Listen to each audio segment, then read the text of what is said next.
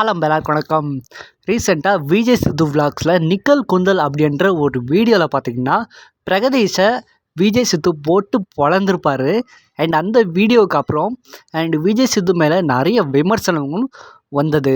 And Vijay சித்து பிரகதீஷை இப்படி ரோட்டில் போட்டு பப்ளிக் பிளேஸில் அடித்தது ரொம்ப தப்பு, அவர் மன்னிப்பு கேட்கணும் அப்படின்னு நிறைய பேர் எதிர்பார்த்தாங்க.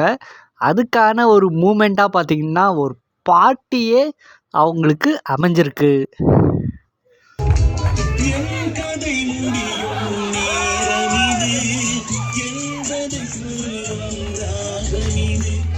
இப்போ இருக்கிறவங்க எல்லாமே ஏதாவது தப்பு பண்ணால் மன்னிப்பு கேட்கணும் அப்படின்னு நிறைய எதிர்பார்க்குறாங்க. அதை நாம் ரீசெண்டாகவும் சோஷியல் மீடியாவில் பார்த்துருப்போம்.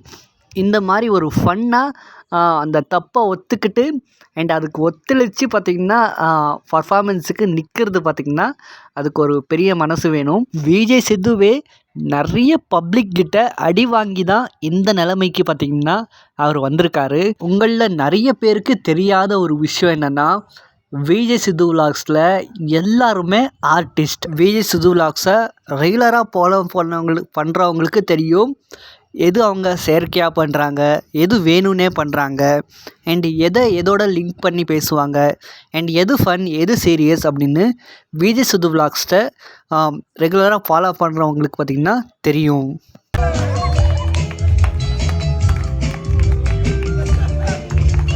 விஜய் சித்து விலாக்ஸை உங்களுக்கு எந்த அளவுக்கு பிடிக்கும், எந்த அளவுக்கு புரிஞ்சு வச்சுருக்குங்க அப்படின்னு கமெண்ட் பாக்ஸில் ஷேர் பண்ணுங்கள். வீடியோ பிடிச்ச மறக்காமல் லைக் பண்ணுங்கள். இதே மாதிரி நிறைய வீடியோஸ்க்காக தமிழ் ட்ரெண்டை சப்ஸ்கிரைப் பண்ணுங்கள்.